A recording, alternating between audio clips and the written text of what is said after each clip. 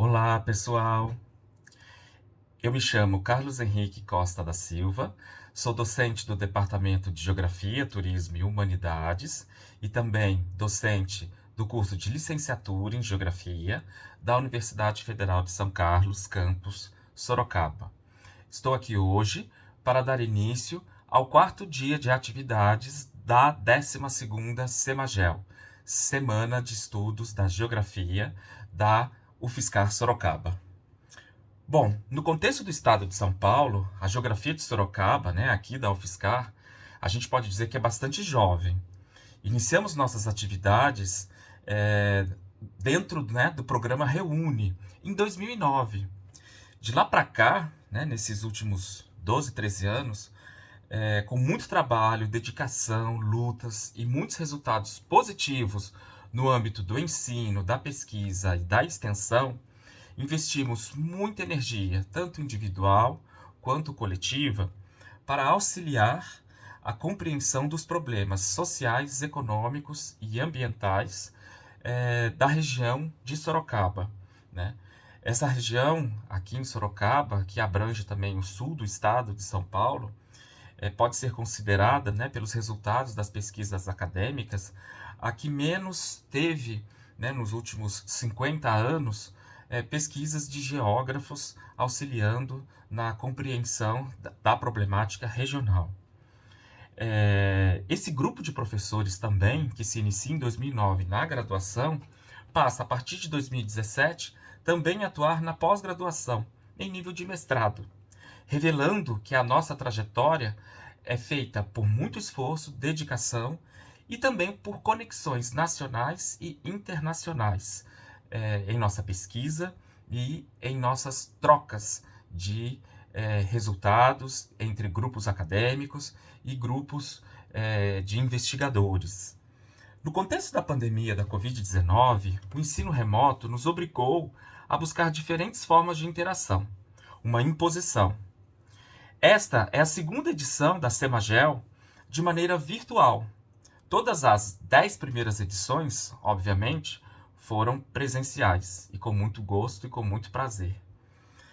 Com o apoio de tecnologias de comunicação, das redes sociais e muito empenho, e um trabalho de superação de discentes, servidores técnicos e o corpo docente, trabalhamos para entregar um evento de alcance regional sem perder sua estrutura.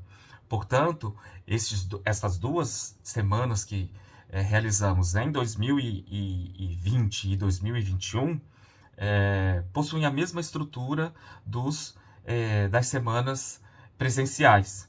Tentamos sempre preservar. A escolha do tema do 12ª Semagel, que é Ventos áridos sobre o Brasil, saúde, estiagem e conflitos socioambientais na atualidade, é um convite à reflexão sobre os impactos do trabalho e das atividades humanas na transformação da natureza, que hoje, mais do que antes, responde de forma contundente por meio de grandes eventos que atingem frontalmente diversos tipos de ocupações humanas ao redor do globo. Sejam estes eventos enchentes, tsunamis, escorregamentos ou tufões, só para começar a citar, o meio natural está respondendo à constante e dura artificialização do espaço. Portanto, cabe à sociedade refletir seus caminhos futuros, sobretudo com este grande evento da pandemia do Covid-19 no começo da terceira década do século XXI. Este título também, Ventos áridos sobre o Brasil, além de ser atual, eu encontro um pouco de ironia e provocação. E aqui os convido a esta provocação. Será que também poderíamos ler a questão dos ventos áridos sobre o Brasil na perspectiva política da geografia? Mais de 600 mil mortes devido a problemas evidentes no combate à crise sanitária e humana provocada por este maligno vírus.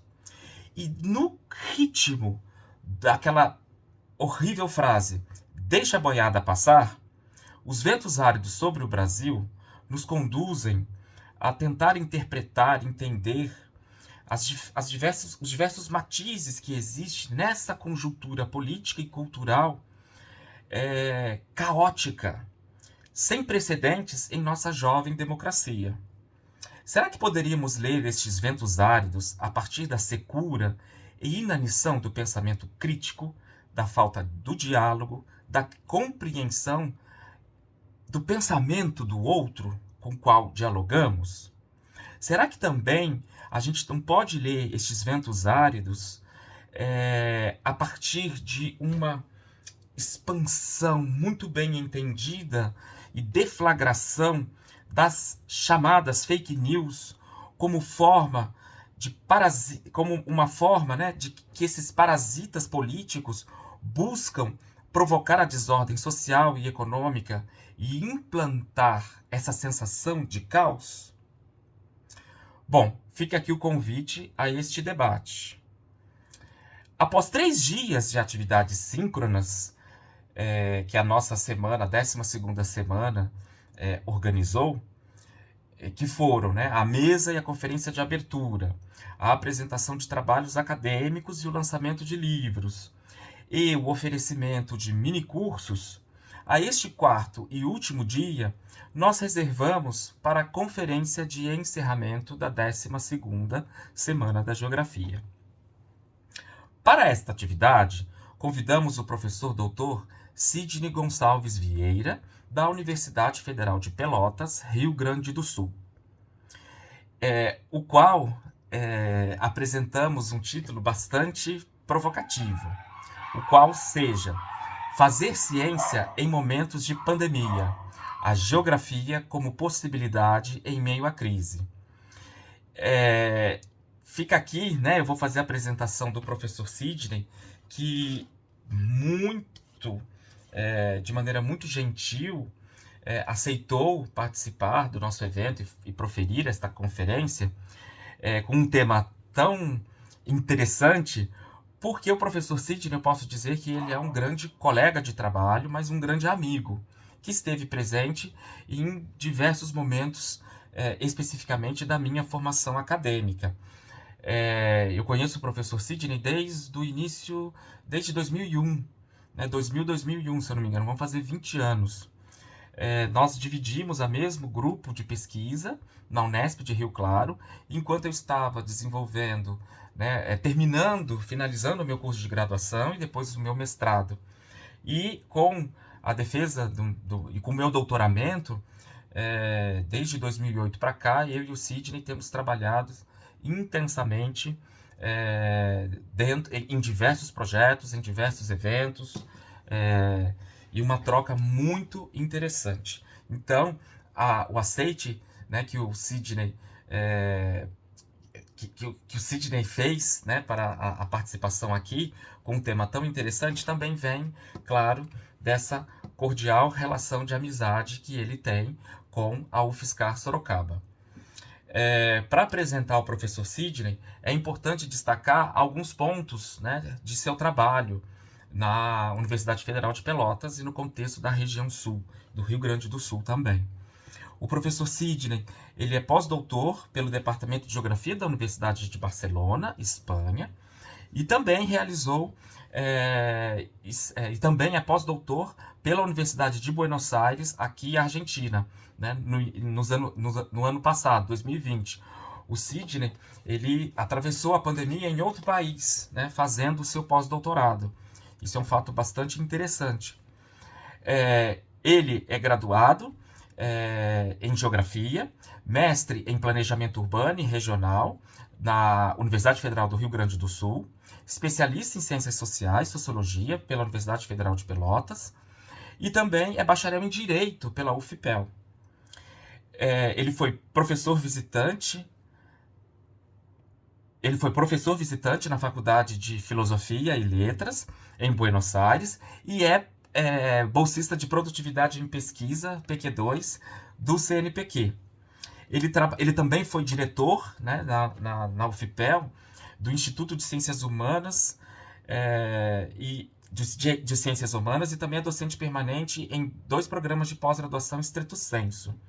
As principais linhas de pesquisa que o professor Sidney trabalha é geografia urbana, com ênfase na requalificação urbana, urbanismo comercial e geografia histórica urbana. Também Teoria e História da Geografia, Paisagem, Memória Social, Patrimônio Cultural. É membro da Rede Brasileira de Estudos Geográficos sobre Comércio e Consumo, Rebeca, a qual eu também faço parte. E é coordenador do Laboratório de Estudos Urbanos e Regionais, o LEUR, o famoso LEUR, que dentro do próprio laboratório eles realizam também eventos anuais na UFPEL, o qual eu tive o prazer de participar e dialogar com os meus colegas de Pelotas. Bom, pessoal, então eu convido todos a assistirem à conferência de encerramento da nossa 12ª Semana da Geografia. Ela será de maneira assíncrona, ou seja, o professor Sidney ele gravou essa conferência e não faremos a sessão de debates ao final. Então fica aqui o convite para a gente refletir e usar o chat do YouTube para fazermos algumas perguntas e assim, né, pelas redes sociais, nunca o debate ele tem fim. Muito obrigado a todos e boa conferência.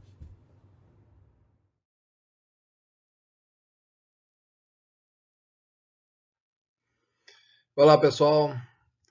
Eu quero enviar minha saudação a vocês que estão aqui assistindo a essa apresentação, que faz parte, então, da 12ª Semana de Estudos da Geografia de 2021 da Universidade Federal de São Carlos, né, campus de Sorocaba, e que tem como propósito analisar esse tema que é deveras instigante para todos nós, né? Tratar de ventos áridos sobre o Brasil, saúde, estiagem e conflitos socioambientais na atualidade. Eu sou Sidney Gonçalves Vieira, professor da Universidade Federal de Pelotas e sou um dos coordenadores do Laboratório de Estudos Urbanos e Regionais e me propus a conversar com vocês acerca de fazer ciência em momentos de pandemia. Uma problematização sobre o tema da semana, né, que é bastante atual nesse momento em que vivenciamos uma crise que vai muito além da crise sanitária, né? É também uma crise política, social e econômica, né?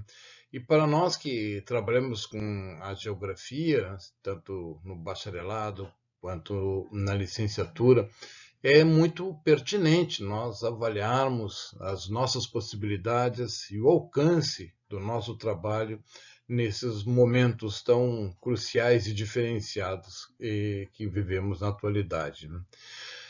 Bom, mas antes de iniciar a minha exposição sobre o tema e a problematização, né, eu quero fazer publicamente aqui um agradecimento, né, ao professor Carlos Henrique Costa da Silva, né, pelo convite que me fez para estar aqui com vocês todos, né.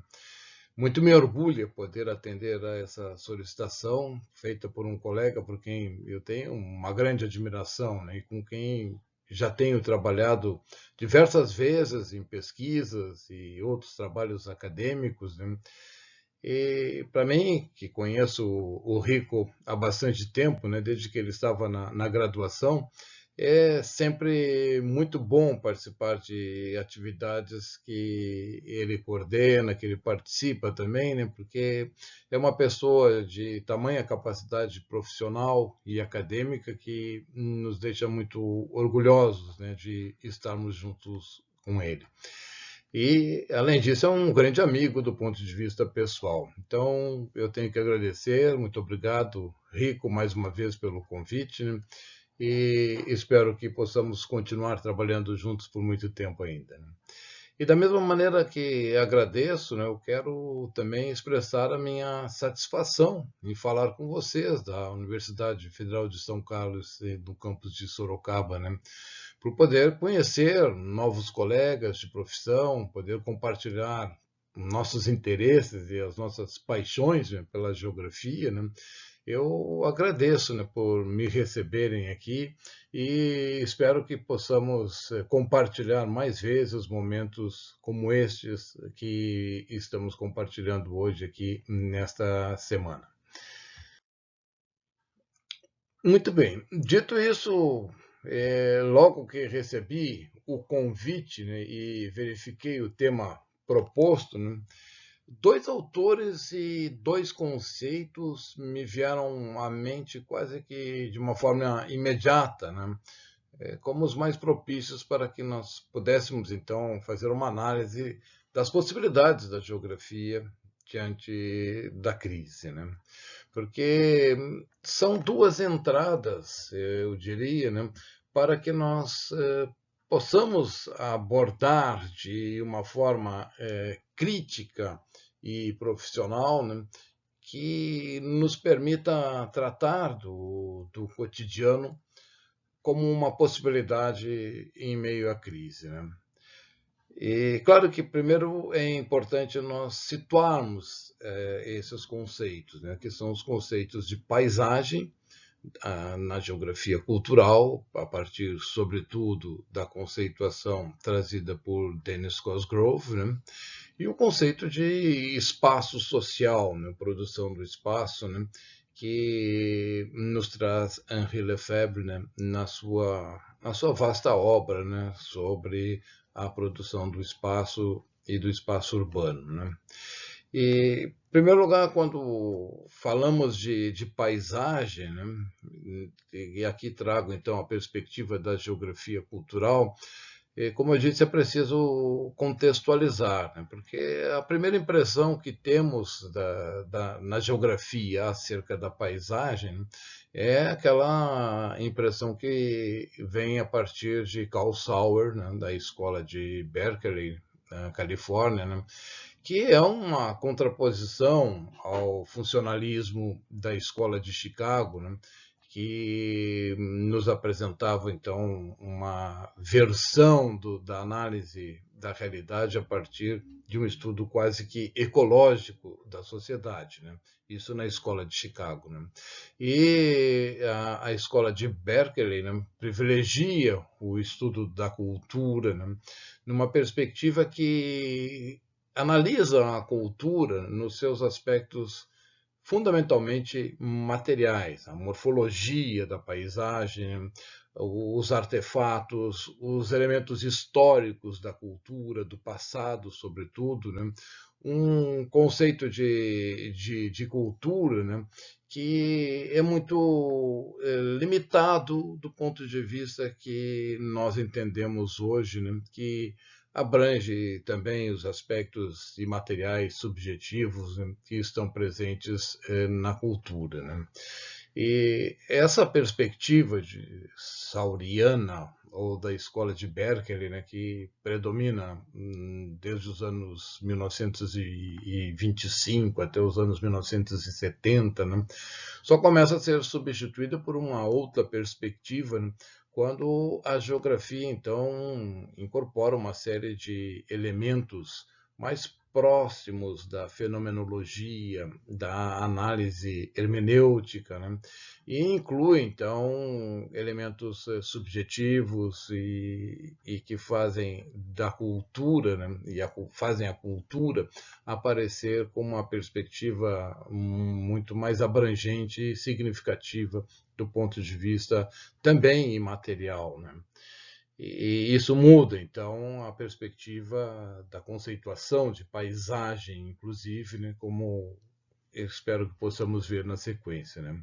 E do mesmo modo o espaço, né, aqui pensado como espaço social, né, que exige também a ultrapassagem da ideia de espaço enquanto um espaço objetivo, absoluto, né?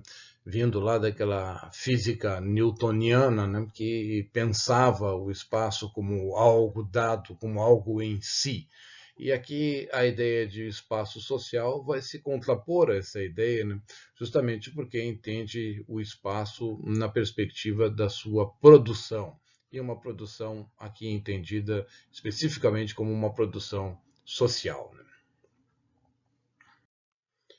Vamos tentar entender, então, a paisagem e seus significados na geografia. O Dennis Cosgrove esse autor a quem já me referi como sendo um expoente na área da geografia cultural, sobretudo dessa nova geografia cultural que surge a partir dos anos de 1970, né?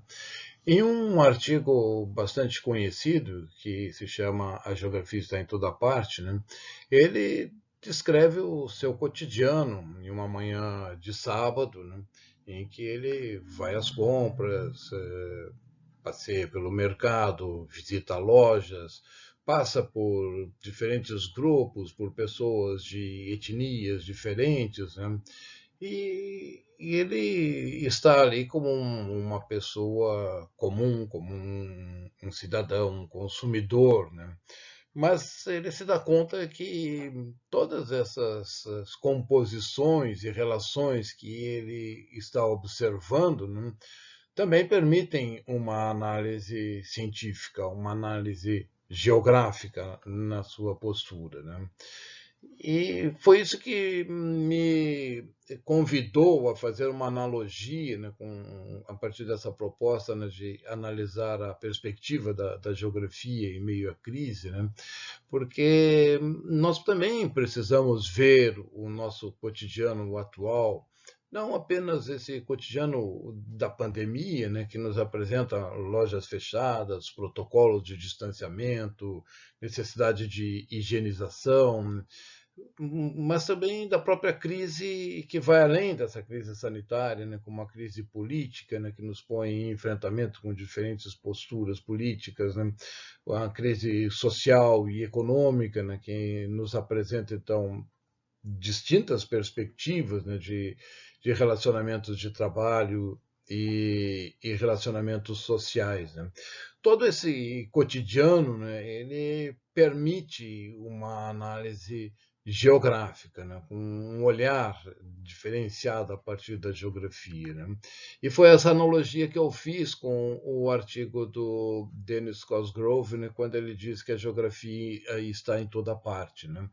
Porque ele, depois de dizer tudo isso, né, percorrer todo esse caminho de casa para o mercado, para as lojas, etc., né, observando isso como uma pessoa comum, ele se dá conta que, mesmo na manhã de sábado, ainda sou um geógrafo, ele diz, porque a geografia está em toda parte, né?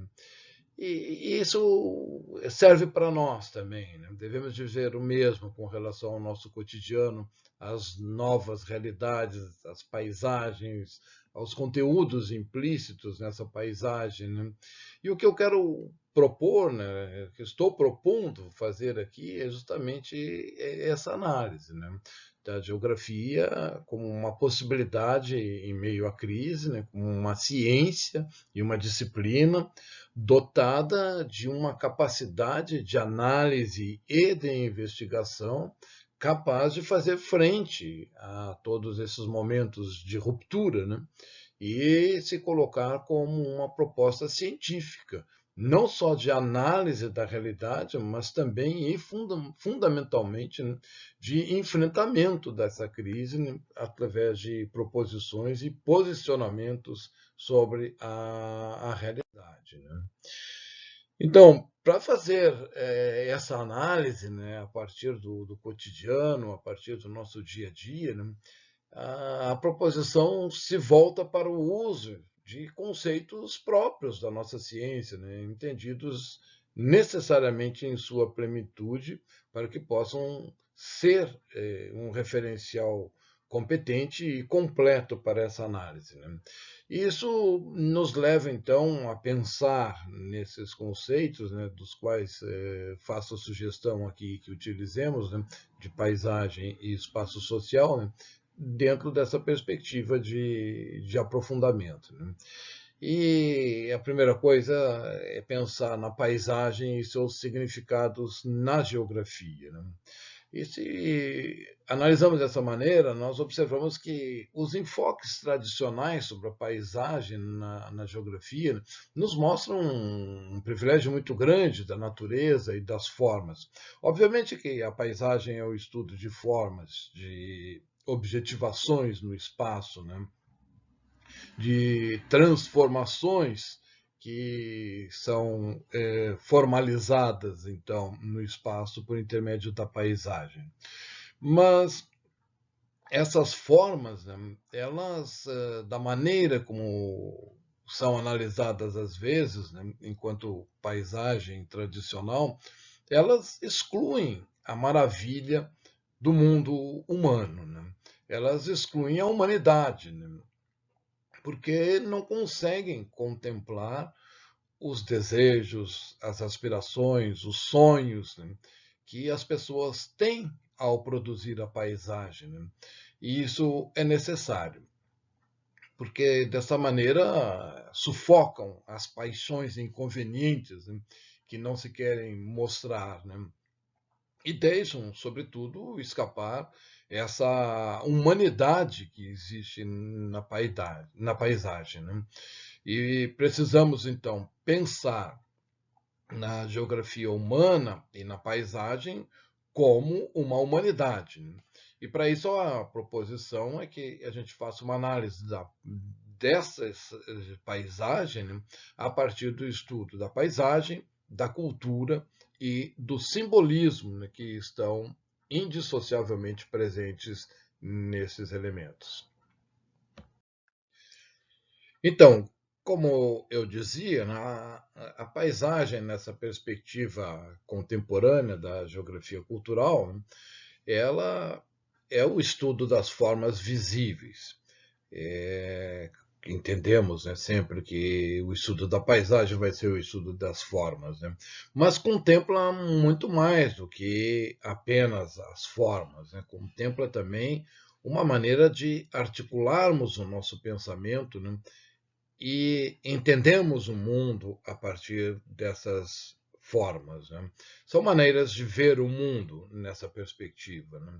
Porque admitem uma concepção racional do meio ambiente, ou seja, um entendimento a partir da nossa racionalidade, uma organização das formas, um pensamento acerca delas que permite, então, essa concepção racional do meio, né? E, sobretudo, nos mostra a intervenção humana e o controle das forças modeladoras, né? Porque quando nós analisamos essas formas, né, mesmo as formas da natureza, né, estamos fazendo isso nessa perspectiva racional, né, e, portanto, caracterizando uma intervenção nessa análise, né, que interfere na natureza, né? E nesse sentido, né, de analisar então paisagem, cultura e símbolo, né, a cultura precisa ser entendida dentro da sua perspectiva de uma consciência, né, um entendimento acerca da realidade, né? E essa cultura ela é determinada pela nossa consciência e também pelas nossas práticas, né? E também é determinante, né, das nossas práticas e da nossa consciência, né? Nessa relação que existe entre cultura e natureza, né, nós observamos que os atributos culturais eles são fortemente modificadores da natureza, né? Um exemplo que podemos dar é acerca de um objeto natural como um tomate, por exemplo, né? Que quando colhido da natureza e trazido para a nossa mesa se transforma em um objeto cultural, né? E aí tem todos os elementos presentes da cultura, na alimentação, na forma de preparo da comida, etc., né? Que modificam a natureza daquele elemento, né? Fruto, né, um tomate, né, que passa a ser então um elemento da cultura nesse sentido, né? Com relação à cultura e poder, né, temos que observar as relações que existem, sobretudo na nossa sociedade, que é uma sociedade dividida em classes, né, entre culturas dominantes e culturas de dominados, né, que vão mostrar então diferentes aspectos desses elementos da cultura, né? Com relação ao símbolo, né, falando então ainda sobre esses elementos da paisagem, né, e é necessário que, para entender a cultura na paisagem, né, nós precisamos da linguagem, né? Ou seja, os símbolos eles precisam ser lidos, eles precisam ser decodificados para que os seus significados sejam expostos, né? E na análise da paisagem, né, tanto a partir dos símbolos como da cultura, né, isso é extremamente importante, né, a função da linguagem, porque nós podemos entender a paisagem enquanto um texto, né, bastante complexo, é verdade, né, mas podemos pensar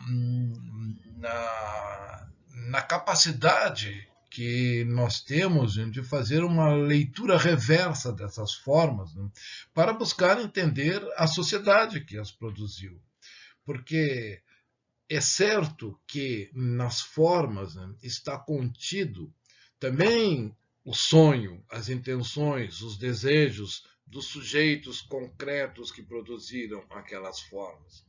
Se isso passa para as formas, né, ao analisar as formas, é possível, então, fazer essa decodificação, que vai estar presente, sobretudo, nos símbolos. Né. É uma espécie de leitura, de semiótica da paisagem, né, que nós podemos fazer, então, para compreender melhor a realidade. Porque é certo que todas as paisagens possuem significado simbólico, porque são resultado da apropriação e da transformação feita pela sociedade, né? E ao fazer essa apropriação e a transformação, os significados são colocados nos símbolos, né? E eles estão presentes na paisagem. Por isso, fazer a leitura das paisagens através dos símbolos, ou a leitura das paisagens simbólicas, né, é um exercício, né, que para nós que trabalhamos com a ciência geográfica, né, já está presente na nossa realidade. Né. Nos trabalhos de campo, né, nós fazemos essas leituras, né, nós estamos acostumados a ler a paisagem nos nossos trabalhos de campo. Os nossos mapas, que são representações da realidade, né, também são uma forma de leitura dessa realidade expressa na paisagem. Então, são formas que nós temos de fazer a leitura desses símbolos. Né. É claro que nós devemos ter sempre um distanciamento crítico, né, para que a nossa leitura fique livre de uma distorção consciente. Né.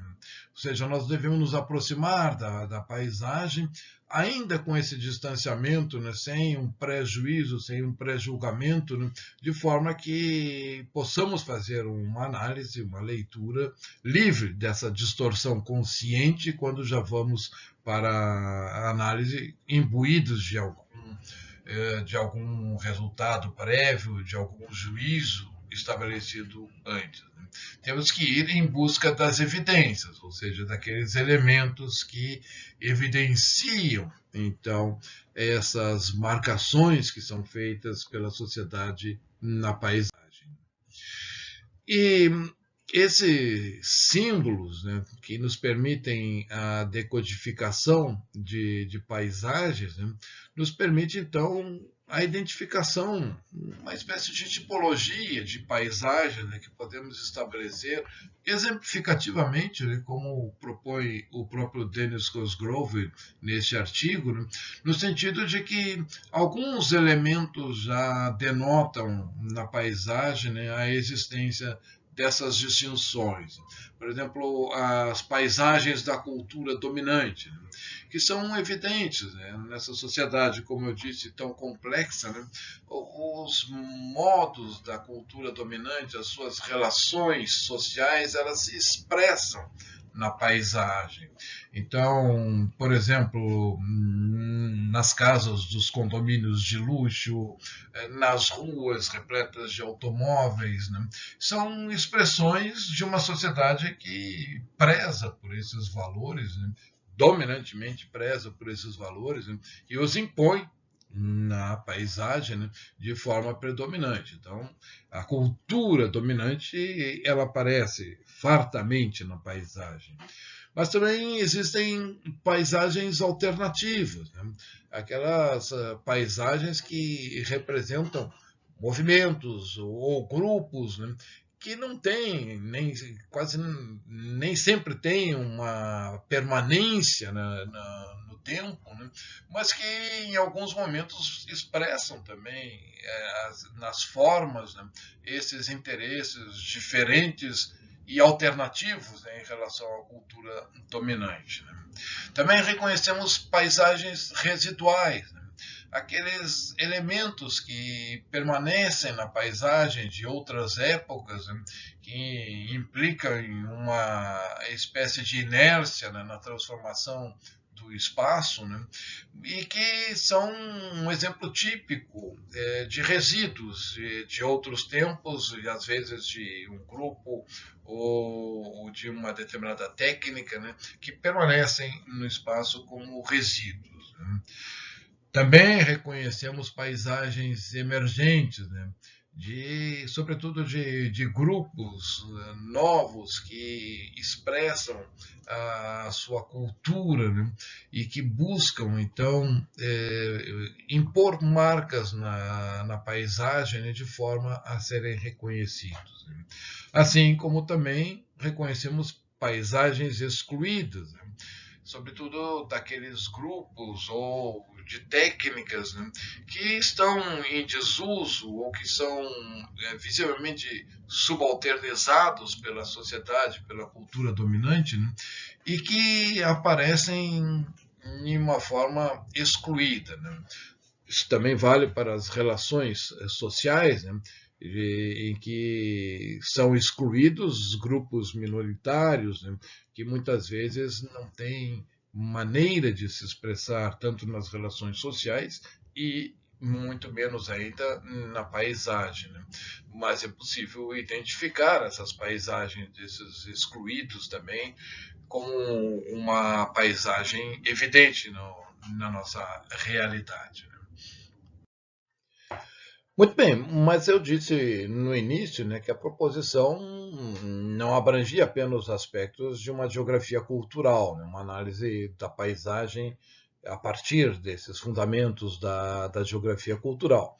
Também pensei na possibilidade de que pudéssemos analisar a realidade pelo espaço social, né, pelo espaço produzido pela sociedade. Né.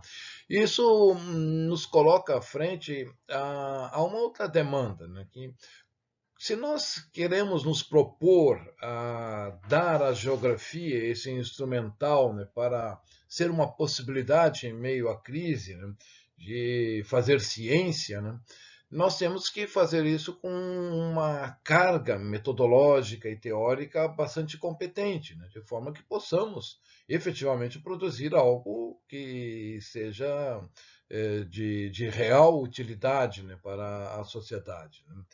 Isso nos põe, então, diante de um desafio que é, no mínimo, metodológico. Né? E aí nos coloca à frente, então, as possibilidades dos métodos, né, que nós temos para a análise. Né? Não para a investigação, mas para a análise propriamente dita. Né? Pensando classicamente, né, a geografia parte, né, de um método hipotético dedutivo, né, em que aquilo que o objeto informa ao sujeito é muito mais importante do que aquilo que o sujeito pensa acerca do objeto. Né. Essa é a geografia do positivismo, né, que durante muito tempo foi a geografia tradicional que nos governou do ponto de vista científico. Né. Mas o positivismo de Comte e o método hipotético dedutivo não é a única possibilidade que se coloca para nós. Né. Na própria geografia cultural, né, o método hermenêutico fenomenológico, ou seja, aquele em que o sujeito tem uma primazia sobre o objeto, né, porque os dados subjetivos, as interpretações, os valores, as crenças, as percepções dos sujeitos, né, são mais importantes para ele nesse método do que aquilo que o objeto nos informa acerca dele mesmo. Né? Então, é hermenêutica, é interpretação, é fenomenologia, é a análise das manifestações a partir das percepções e dos entendimentos subjetivos, né? É uma outra possibilidade que, para a geografia cultural, é uma possibilidade muito próxima, né? E, além disso, nós temos a possibilidade da análise dialética, né, da realidade, né?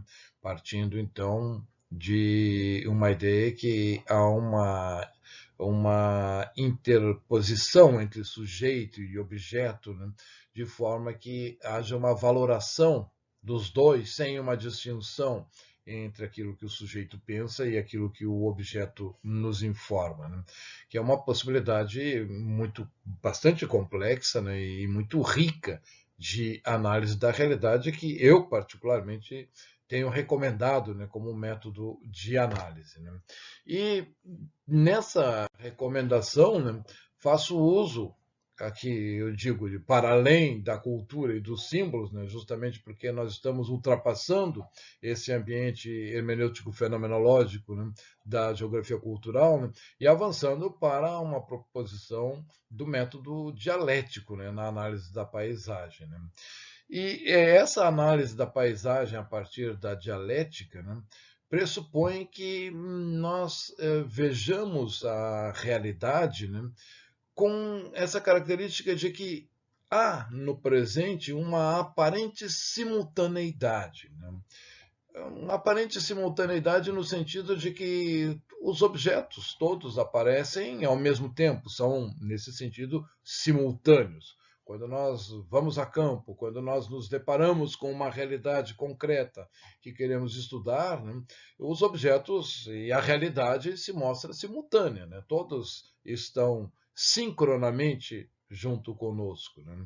Mas essa simultaneidade, né, ela é aparente, no sentido de que esses objetos e muitas dessas relações, elas não são contemporâneas, no sentido de que elas não têm a mesma idade, elas não têm a mesma origem, ou seja, elas têm diferentes temporalidades históricas, né, que faz então com que essa simultaneidade seja apenas uma aparência, né?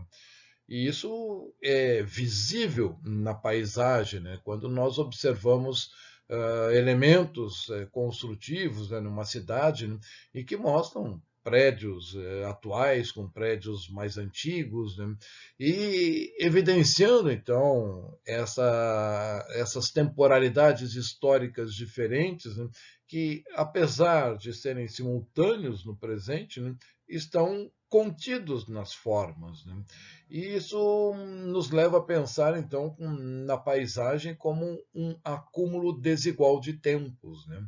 Porque cada temporalidade histórica nas formas, né, tem um tempo acumulado, né, que conta a sua história, a história das técnicas que produziram essas formas, a história das relações sociais existentes no momento da produção e que propiciaram, então, essa produção, né? Ou seja, há toda uma temporalidade histórica distinta nas formas que aparentemente são simultâneas no presente, né? Esse é o primeiro momento que nós temos que distinguir, né? E na proposição de Henri Lefebvre, que se nominou chamar, né, de método regressivo progressivo, né, a proposição é justamente fazer uma decomposição da realidade, né? Primeiro, uma decomposição no sentido horizontal, do presente, né? Quando então se faz uma descrição dessa realidade. Não uma descrição como aquela que se fazia na geografia tradicional, pautada no positivismo, no método positivista, né? Mas aqui uma descrição em que, além daquilo que o objeto nos informa, né, nós também podemos incluir tudo o que sabemos sobre o objeto, né? É uma descrição crítica da realidade e não uma descrição baseada no método hipotético dedutivo positivista, né? É uma descrição bastante completa, por assim dizer, da realidade, né? Que faz, então, essa decomposição horizontal, esse momento em que nós descrevemos o presente que estamos vivenciando. Depois, nós partimos para uma decomposição vertical da realidade, ou seja, nós vamos para o passado e depois vamos para o futuro. Vamos para o passado, não para todo o passado, mas para o passado que explica a realidade atual, e podemos fazer esse retorno tantas vezes quanto quisermos, para buscar a explicação da atualidade em um passado, em outro passado. O que se quer aqui é identificar as relações sociais de produção e as relações sociais que justificaram a produção das formas e das relações que nós temos hoje no presente. É preciso, então, fazer datações, entender os momentos em que ocorreram rupturas e fizeram com que as relações sociais passassem a ser diferentes daquilo que elas eram. Essas são rupturas. E então transformaram a realidade naquilo que ela passou a ser. E nós fazemos isso, temos uma realidade que nós descrevemos no presente. Mas essa realidade é assim desde quando? Bom, desde um passado em que houve uma ruptura e que ela se transformou nisso que ela é hoje. Podemos fazer essa decomposição vertical voltando a um passado em que a realidade era diferente. Até que essas datações nos informem, então, competentemente, o histórico, as temporalidades daquilo que estamos analisando.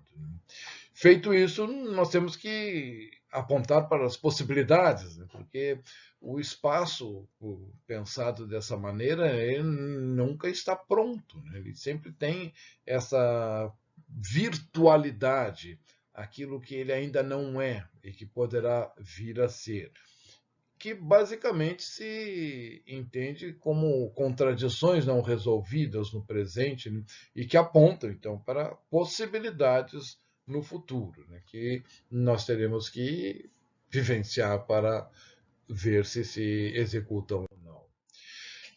Este sentido que nós estamos propondo, ele está baseado na análise de permanências e rupturas. Como eu disse, uma ruptura indica uma descontinuidade, uma mudança súbita de orientação no curso previsível dos acontecimentos, um corte com relação a um conjunto de valores e expectativas estabelecidos numa determinada época, acompanhado de um salto em direção a uma nova conjuntura, a ser instituída a partir da superação da conjuntura precedente. Em todos os casos, é sempre sobre o pano de fundo das permanências, isto é, sobre o eixo temporal da continuidade dos processos estudados, que se pode entender e identificar e assinalar essas rupturas, porque elas só são rupturas porque há uma permanência em curso. E nesse sentido é que se busca esse entendimento que está intimamente atrelado. Então, não podemos separar, não existe uma ruptura se não houvesse uma permanência, não existiria uma ruptura. E o que nós fazemos ao analisar a realidade, sobretudo, é isso. Nós, quando vamos a campo, porque queremos trabalhar com um determinado fenômeno, com uma determinada relação social, com um determinado espaço que se está produzindo, que se produziu, nós estamos analisando de que modo as permanências se romperam em um determinado momento e transformaram a realidade. Então, a essência desse movimento dialético está na análise das permanências e das rupturas. Com isso, nós chegamos então a esta ideia de espaço social. E aqui, retomando novamente a obra de Lefebvre, de Henri Lefebvre, que não apenas na produção do espaço, que é o livro em que ele mais firmemente investe na explicação do espaço social, mas, na verdade, se trata de uma conclusão que se pode dizer acerca de sua própria obra, né? É uma conclusão bastante ampla e complexa dessa teoria, né?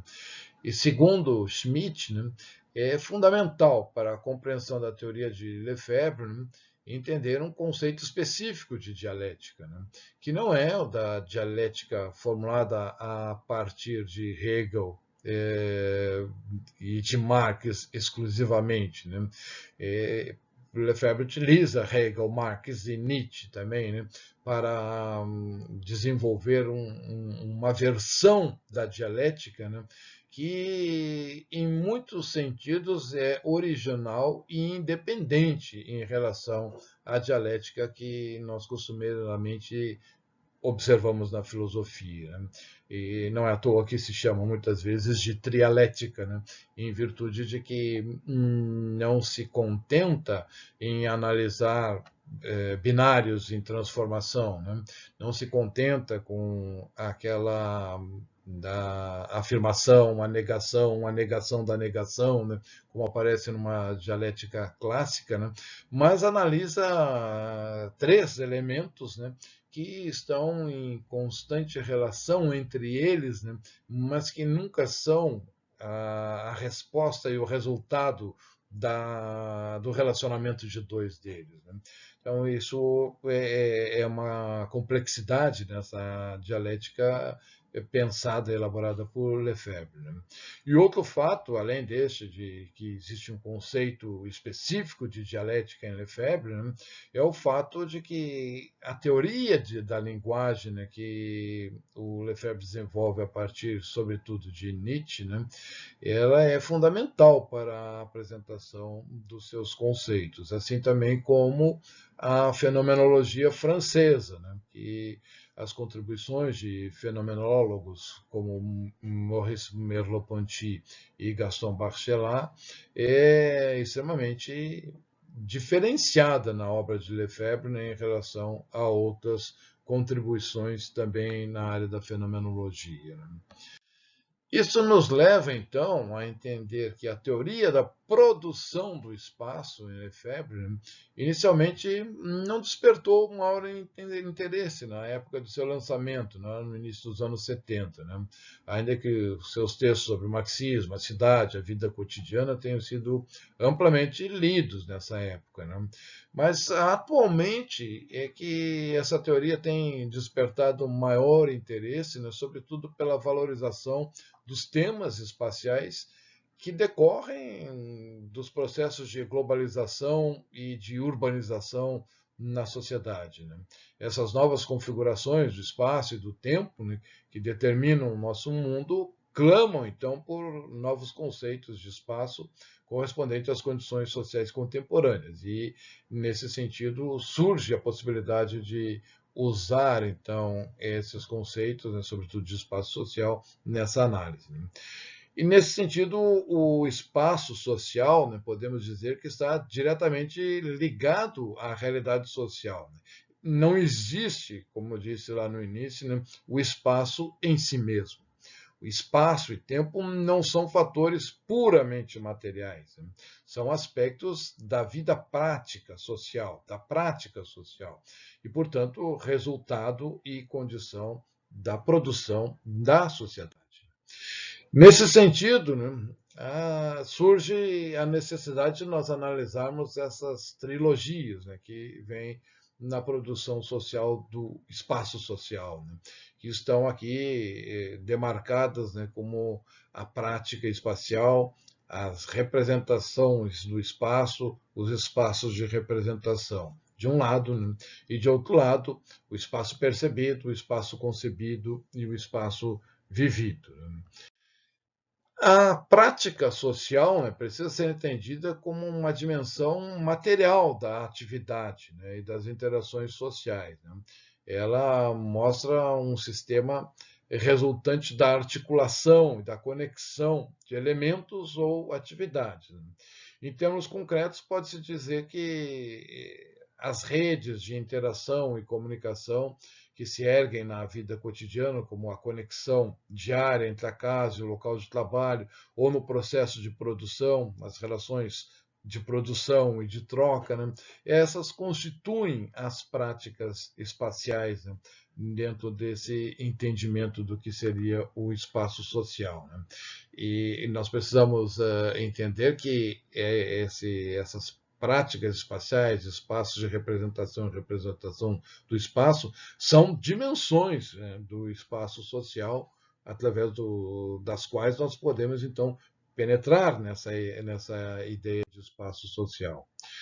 Nesse sentido, a representação do espaço, né, ela preconiza que uma representação do espaço pode ser substituída por outra, né, que mostre similaridade em alguns aspectos e diferenças em outros, né. As representações do espaço, elas emergem ao nível do discurso, né, da fala como tal, e, consequentemente, encerram formas verbalizadas, tais como descrições, definições, especialmente teorias, né, do espaço. E, além disso, Lefebvre considera também mapas e plantas, informações em fotos e signos, né, dentre as possibilidades de representações do espaço, né. São formas por intermédio das quais nós representamos o espaço, né. São, então, maneiras de expressão desse espaço. Diferentemente do espaço de representação, né?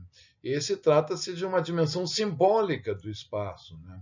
De acordo com isso, os espaços de representação não se referem aos espaços propriamente, né? Mas a algo mais, a um poder divino, o logos, né? O estado, o princípio masculino, feminino e outros, né? Que estão presentes nessa ideia de representação. Essa dimensão da produção do espaço, né, do espaço social, refere-se ao processo de significação que se conecta a um símbolo, que é material, né? E os símbolos do espaço poderiam ser tomados da natureza, como as árvores ou as formações topográficas, né? Ou eles poderiam ser artefatos, prédios, monumentos, né? São espaços de representação, né, que aparecem, então, na produção do espaço social, né? Na outra tríade, nós vamos ter, então, o espaço percebido, concebido e vivido, né? Seria, então, o acesso fenomenológico às três dimensões da produção do espaço sobre as quais eu falei agora, né? É possível, então, por meio dessa tríade de conceitos, né, penetrar nessas dimensões, né, associadas que são a essas dimensões, né, diretamente, como mostrei naquele slide que antecedeu a esse, né? Então, essa tríade, né, de conceitos associados às práticas sociais, às representações do espaço e aos espaços de representação, são o espaço percebido, o espaço concebido e o espaço vivido, né? O espaço percebido, né,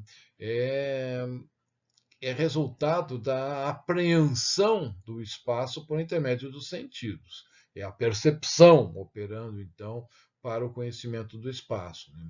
Constitui um componente integral de toda a prática social. Ela compreende tudo o que se apresenta aos sentidos, não somente a visão, mas a audição, o olfato, tato, paladar. Esse aspecto sensualmente perceptivo do espaço relaciona-se diretamente com a materialidade dos elementos que constituem o espaço, né? E que nós percebemos, então, por intermédio dos sentidos, né?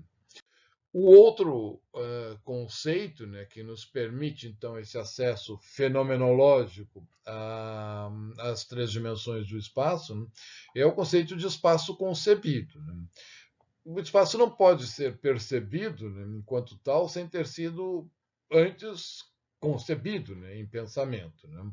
A junção de elementos para formar um todo, que é então considerado designado como espaço, presume um ato de pensamento que é ligado à produção do conhecimento. Então, esse espaço concebido tem a ver com as maneiras como nós concebemos esse espaço, como os técnicos, os planejadores, as instituições, de modo geral, então, concebem o espaço, né?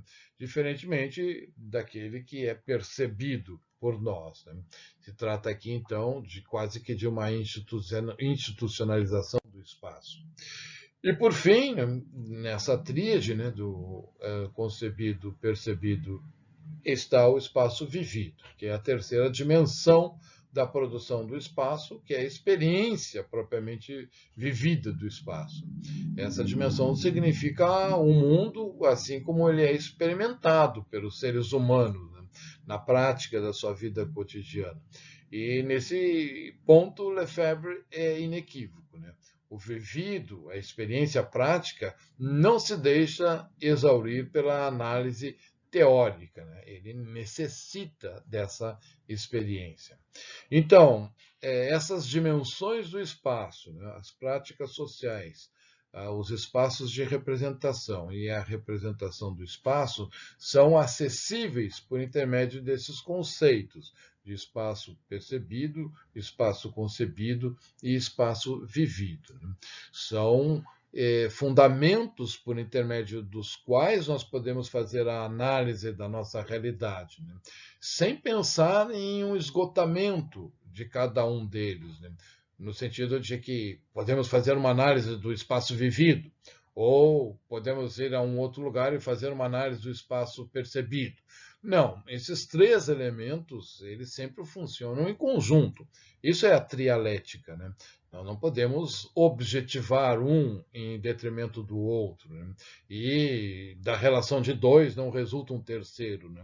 Eles estão permanentemente presentes nessa análise do espaço social, de forma que configuram uma tríade, né? Com isso, então, em meio à crise, né, seja essa crise uma crise epidemiológica, uma crise política, social, econômica, né, nós precisamos nos dotar desse referencial, né, teórico, né, de conceitos, de categorias de análise, né, para nos defrontarmos com a realidade. Precisamos estabelecer uma metodologia de trabalho, né, de análise e de investigação, né, que nos possibilite, então, fazer o enfrentamento da crise, né, e usar, então, esses fundamentos, né, para que a geografia seja uma possibilidade de trabalho diante da crise, né? E para isso precisamos ir a campo, né? Sobretudo ir a campo para fazer todas essas análises, mas sempre dotados desse referencial teórico e metodológico. Daí a importância, então, de pensarmos na possibilidade de uso da paisagem como uma maneira de compreender a cultura e os símbolos que as sociedades impõem ao espaço, né, através das formas, né, e também entender o espaço social, né, esse espaço que é condição e é produto da sociedade, né, que não existe de forma objetiva, né, mas que existe enquanto condição e produto dessa sociedade. Bom, eu não queria ficar apenas na análise teórica, né, porque a geografia, sobretudo, é voltada para a ação. E um dos requisitos, né, da nossa prática é justamente que possamos ir para a ação a partir desses fundamentos todos, né? E ainda mais quando trabalhamos com Lefebvre, né, que foi fundamentalmente um geógrafo, um filósofo engajado a seu tempo, né, é difícil pensar que isso tudo se resuma a uma teorização da realidade, né? Mas o Rico disse que eu poderia falar toda noite, mas eu sei que ele estava exagerando e eu não quero abusar da boa vontade de você. Já estou há quase uma hora aqui falando, né? E eu havia preparado um material aqui que eu acho que realmente era para um curso e não para uma exposição de uma hora, né? E de qualquer forma era onde eu ia mostrar a prática, né? Para mostrar para vocês que mesmo durante a pandemia, mesmo durante as crises, né, a geografia, sim, foi uma possibilidade de trabalho em meio a todas essas problemáticas, né? E nós estamos saindo de um encontro nacional de pós-graduação em geografia, né, que foi muito rico, com um número muito grande de trabalhos apresentados que redundam, então, em pesquisas que foram feitas, em trabalhos, levantamentos, né, mostrando a eficácia da geografia mesmo durante a crise, né? Também realizamos, há pouco tempo, o primeiro encontro nacional da Rede Brasileira de Estudos Geográficos sobre Comércio e Consumo, com uma variedade e uma quantidade e uma qualidade muito grande dos trabalhos, né? Mostrando, então, a pujança dos colegas, né? Em meio a todas as dificuldades em continuar produzindo, né? Já agora, em seguida, entramos, então, no encontro de geógrafos da América Latina, também com um número muito grande de inscritos e uma série de trabalhos a serem apresentados, né? Sendo evidente, né, que a geografia é uma possibilidade em meio à crise, né? Eu pretendia mostrar aqui algo que foi feito na prática, né, para demonstrar, então, essas possibilidades, né? Vou passar rapidamente aqui, comentando aqui esse livro, que é Espaços de Consumo em Tempos de Covid-19, né, organizado pela professora Maria Inês Gerais de Lemos e pelo Aparecido Pires de Moraes Sobrinho, lá da USP, né?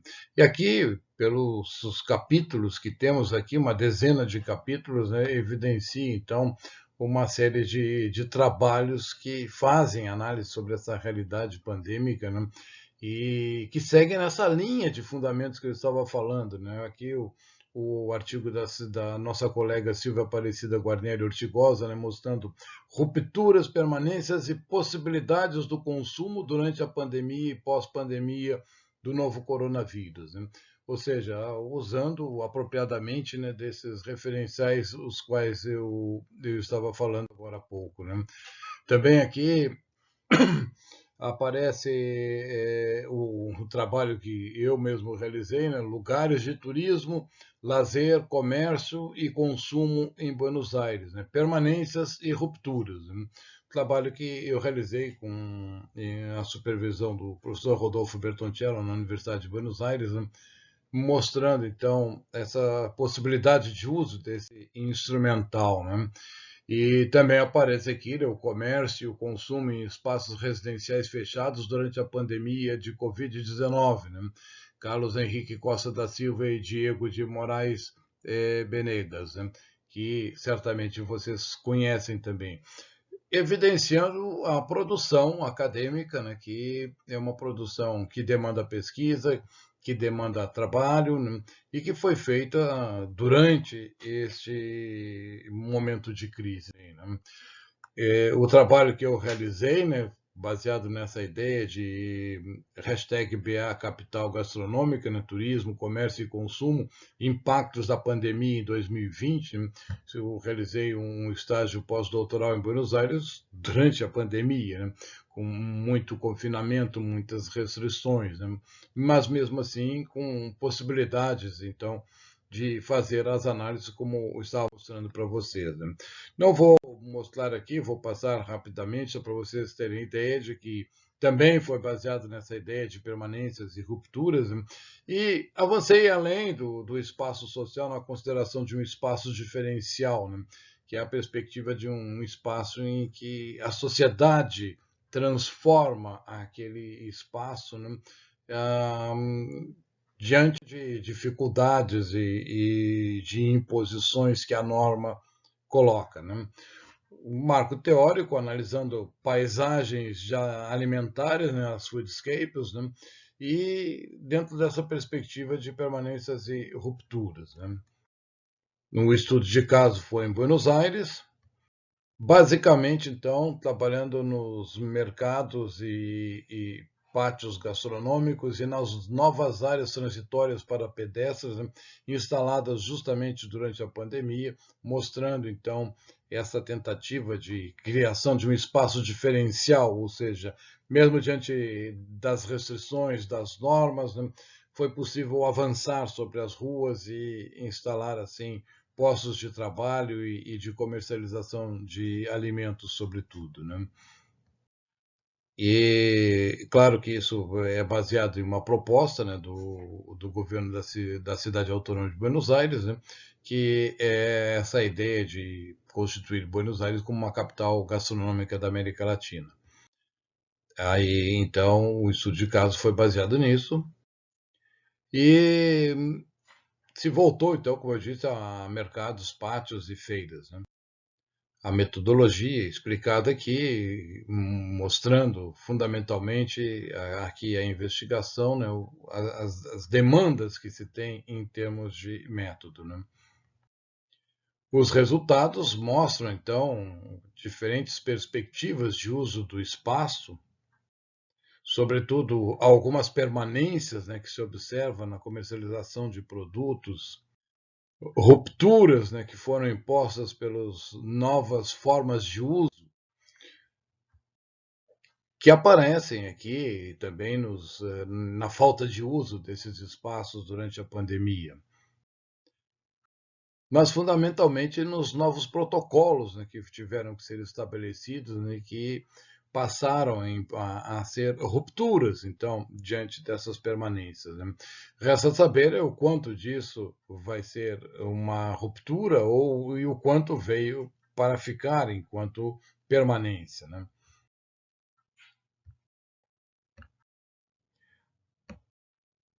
Aqui outras fotografias desses trabalhos de campo, né, que foi bastante grande, e apontando então essa possibilidade, como eu disse, né, de produção de um espaço diferencial, um espaço que seja a apropriação da sociedade sobre o espaço, né, e não o uso regulamentado pela norma ou concebido pelos planejadores, né. Essa geografia, então, preconiza um espaço social crítico, né? E eu espero ter podido demonstrar, então, a capacidade, né, de fazer ciência em momentos de pandemia, né, e a geografia como possibilidade em meio à crise, né, desde que dotada, então, desse referencial teórico, desses métodos, né, de análise, de investigação, que fazem da ciência, né, competente para a produção do trabalho e a transformação do espaço, né, que é o nosso objetivo na sociedade. Aqui coloquei as referências fundamentais, né, o Dennis Cosgrove, né, nesse artigo a geografia está em toda parte, né, o Lefebvre na produção do espaço e o Schmidt neste artigo sobre a teoria da produção do espaço de Henri Lefebvre. Agradeço mais uma vez a vocês por terem me prestigiado durante essa apresentação. Eu me coloco à disposição naquilo que puder auxiliar nos trabalhos, nas pesquisas de vocês, né, e para continuar ampliando essa discussão sobre o espaço. Aqui neste slide final, vocês têm o meu e-mail, né, cid.gel@gmail.com. Se quiserem entrar em contato para continuarmos essa discussão, para outras demandas que vocês têm, será uma grande satisfação se eu puder atendê-los. Uma vez mais, muito obrigado ao Carlos Henrique, né, pelo convite e muito obrigado a vocês pela paciência em assistir essa apresentação. Tá bem? Espero que possamos compartilhar outros trabalhos no futuro.